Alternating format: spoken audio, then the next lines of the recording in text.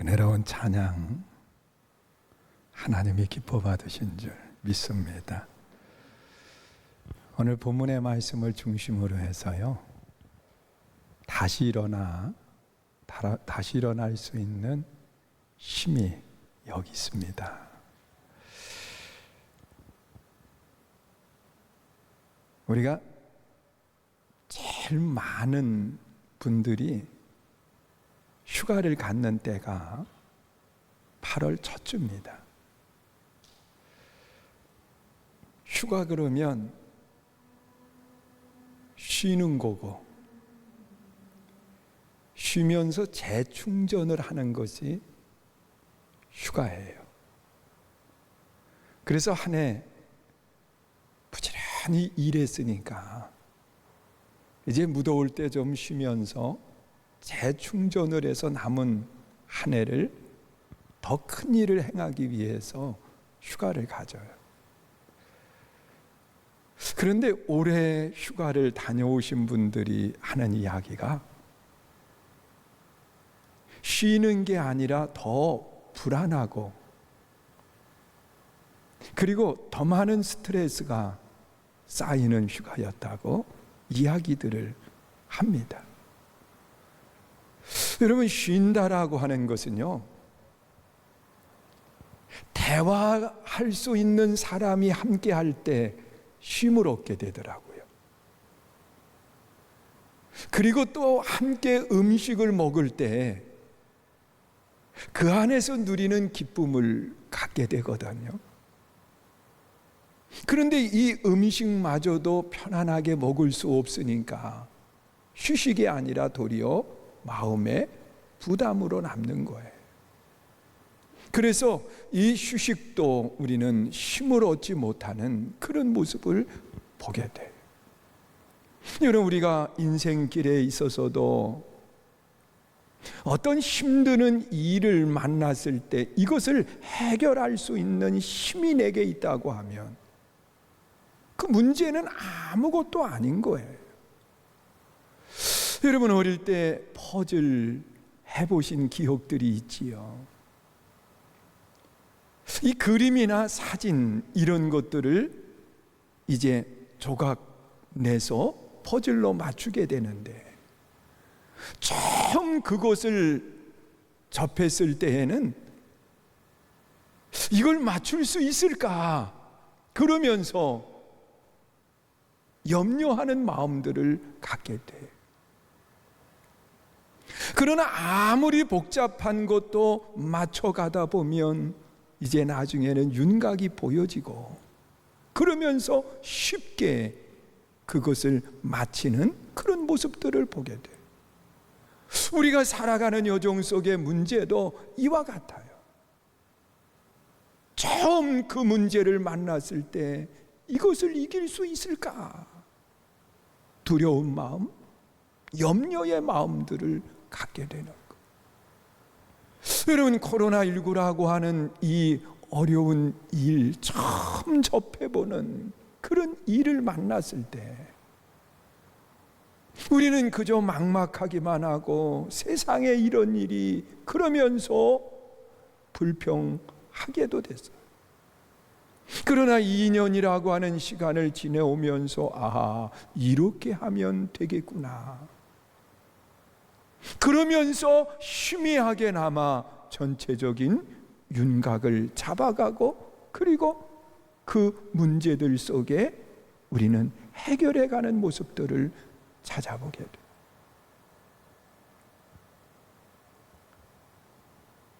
오늘 이 본문 속에 나타나 있는 말씀에도 보면 이 엘리야라고 하는 사람,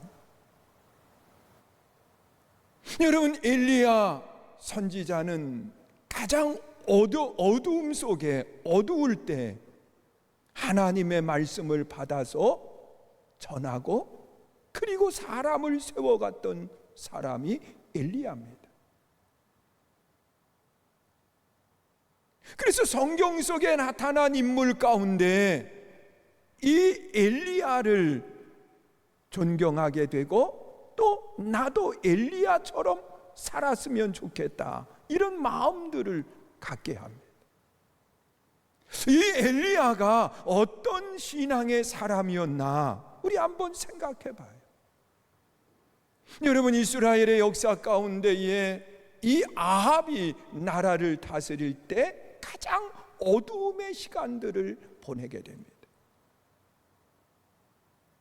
이 아합 왕이 정책적으로 이세벨과 결혼을 하는데, 이 이세벨이 우상을 가지고 와서 이스라엘 백성들에게 섬기게 하고, 그리고 또한 성경에 보면 이 이세벨은 참 교활한 여인이에요. 여러분, 아합 왕이 이 나봇의 포도원을 갖고 싶어 할 때 그는 마음이 약하고 그리고 착해서 빼앗지를 못했어요. 다만 비싸게 돈을 지불할 테니까 팔라고 이야기하고, 그리고 더 좋은 땅을 줄 테니까 바꾸자고 이야기하는데, 이세벨은 계략을 짜서 나봇을 죽이게 해요. 그리고 그 땅을 차지해서 아합 왕에게 바치는 그런 모습을 보게 돼요. 교활한 여인이에요. 그런데 이때 하나님의 백성들이 많은 고난과 어려움을 당하고, 그리고 하나님을 떠난 삶을 살아가게 되는데, 이때 혜성처럼 나타난 사람이 누구냐? 엘리야입니다. 이 엘리야가 하나님의 말씀을 받아서 아합 왕에게 아주 분명하게 이야기를 해요. 사신 하나님이 내게 말씀을 주셨다는 것. 그러면서 하나님을 살아계신 분이라고 분명하게 이야기를 하고, 살아계신 하나님이 내게 말씀을 주셨는데 하나님의 말씀이 있기 전까지 이 땅에 비가 내리지 않는다는 거예요. 그러면서 살아계신 하나님을 전하고 하나님의 말씀을 전하게 되는데, 엘리야가 전한 그대로 그 땅에 흉년이 들어요. 그리고 난 뒤에 이 엘리야가 당시에 바알을 섬기고 아세라 묵상을 섬기는 이방 선지자들 850명과 대결을 청하는 겁니다. 너희들이 믿는 신과 내가 믿는 하나님, 어느 신이 참신인지를 대결하자는 것. 그러면서 그들과 대결을 신청을 하게 되는데, 먼저 이 850명 바알을 섬기는 선지자 450명과 아세라를 섬기는 선지자 400명, 850명과 대결을 하는 겁니다. 그들이 먼저 제단을 차려놓고 제물을 올려놓고, 그리고 자기들의 신의 이름을 부르는 거예요. 여기에 불을 임하게 해달라. 불이 임하지 않자 자기들의 몸을 해하면서 피를 흘리는 겁니다. 그러나 그들 속에 불이 임하지 않자 이제 엘리야 차례가 됐어요. 엘리야는 그동안 무너진 제단을 다시 세우게 됩니다. 그리고 그 위에 제물을 올려놓고, 그리고 제단 주변에 도랑을 파는 거예요. 그리고 거기에 12통의 물을 붓고 난 뒤에 엘리야는 하늘을 우러러 하나님 앞에 불이 임하기를 간청합니다. 그때 하나님께서 이 엘리야의 기도를 들으시고 불로 응답을 해주시는데, 도랑의 물까지 다 마르는 역사가 일어났어요. 그리고 난 뒤에 이 이방 선지자 850명을 단칼에 쳐서 죽이는 거예요. 자, 이 사실을 이 아합 왕이 누구에게 전해주느냐? 이세벨에게 전해주는 거예요. 이세벨이 그 말을 들은 뒤에 그는 아주 분명하게 이야기를 하고 있습니다. 엘리야, 내 생명을 저 선지자들을 죽인 것처럼 죽인다는 거예요. 그것도 오늘이 아니라 내일. 그러면서 이야기를 해요. 이 이세벨이 하는 이야기 가운데 처음 제가 이야기한 것처럼 그는 교활한 여인이라고. 여러분, 엘리야를 오늘 죽였다고 하면 백성들이 들고 일어날 거예요. 왜? 하나님께서 불로 응답하신 모습을 보았거든요. 그러나 백성들은 하루가 지나면 바뀐다라고 생각을 한 거예요. 그래서 내일 내가 엘리야를 저 선지자처럼 죽이겠다고 이야기를 해요. 내가 그의 생명을 취하지 않으면 신인에게 벌을 가할 거라는 거죠. 여러분, 이 말을 엘리야가 들었을 때 마음에 두려움을 갖습니다. 그래서 그가 브엘세바로 피하는 거예요. 거기에서 하나님 앞에 기도를 합니다. 하나님, 내 생명을 거두어 주세요. 그때 하나님은 그를 만나 주시고 그에게 양식을 공급하시면서 이걸 먹고 일어나 하나님의 산으로 가라는 거예요. 엘리야는 그 음식을 먹고 40주야를 가서 여호와의 산 호렙에 이르게 되고, 그리고 거기에서 하나님의 음성을 들으면서 사명을 찾아 행하는 모습을 보여줍니다. 여러분, 낙심과 좌절 속에 있는 엘리야가 다시 힘을 얻을 수 있었던 이유가 어디에 있을까?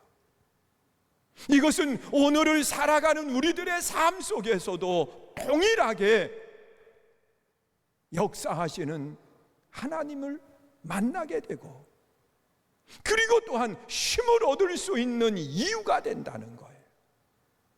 여러분, 엘리야가 어떻게 다시 힘을 얻을 수 있느냐? 오늘 본문 4절에 기록된 말씀을 보면 그렇게 이야기를 합니다. 읽습니다. 시작. 자기 자신은 광야로 들어가 하룻길쯤 가서 한 로뎀나무 아래에 앉아서 자기가 죽기를 원하여 이르되 여호와여, 넉넉하오니 지금 내 생명을 거두시옵소서. 나는 내 조상들보다 낫지 못하니이다 하고. 무슨 이야기입니까? 하나님, 내가 그동안 살아온 삶을 돌아보면서 하나님 넉넉합니다. 이제 하나님 내 생명을 거두시옵소서. 그러면서 하나님 앞에 생명을 거두어 달라고 이야기하고 있어요. 이것은 이 엘리야가 자기의 모든 것을 내려놓는 아름다운 신앙을 이야기하는 거예요. 내 생명까지 하나님 앞에 내려놓을 수 있는 신앙.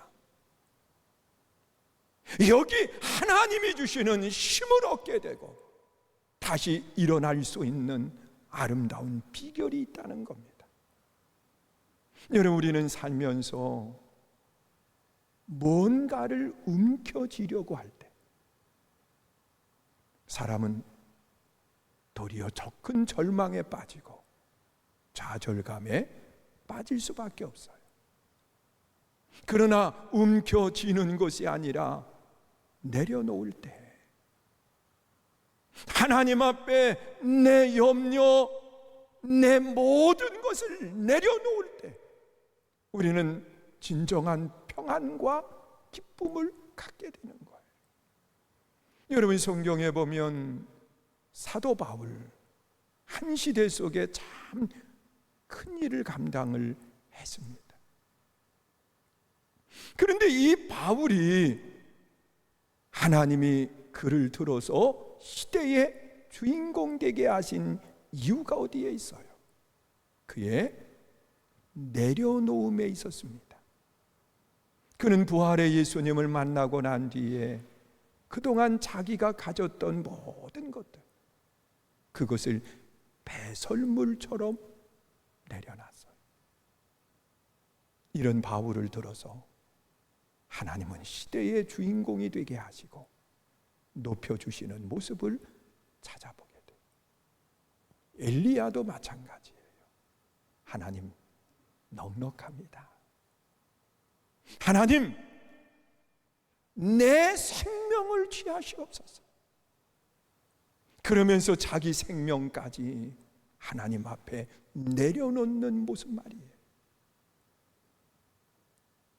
여러분, 성경에 보면 스데반도 그렇고 예수님께서도요, 내 영혼을 부탁합니다. 그러면서 모든 것을 내려놓을 수 있었을 때 우리 주님은 그를 찾아와서 어루만져 주시고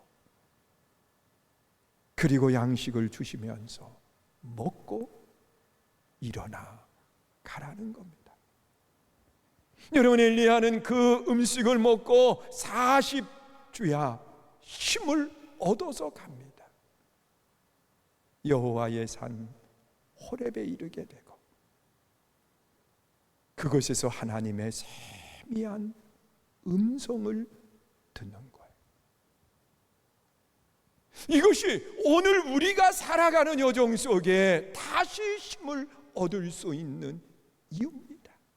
찾아오시는 하나님, 찾아오셔서 어떻게 하시느냐? 12절 말씀 우리 한번 보세요. 읽습니다. 시작. 또 지진 후에 불이 있으나 불 가운데서도 여호와께서 계시지 아니하시더니 불 후에 세미한 소리가 있는지라. 여러분, 다시 일어날 수 있는 힘은요, 주님의 세미한 음성을 들을 때, 하나님의 말씀이 들려질 때 우리는 다시 일어날 수 있어요. 힘을 얻을 수 있다는 거예요. 그런데 하나님의 음성이 언제 들렸느냐? 여러분, 강한 바람이 불어서 바위가 쪼개지고 산들이 흔들려질 때 거기에 주님의 소리는 없었다는 거예요. 지진이 나서 땅들이 갈라질 때 그때도 주님의 소리는 없었다는 거예요. 지진 후에 불이 붙어서 불 가운데서도 그 소리가 없었다는 거예요. 그러나 이런 것들이 다 지나고 난 뒤에 세미한 음성이 들렸어요. 여러분, 세미한 음성이 들린다고 하는 것은 기울이는 것을 말하고 있어요. 사모할 때 들리는 것을 말하고 있어요. 여러분, 하나님의 세미한 음성이 내 귀에 들려질 수 있어야 돼요.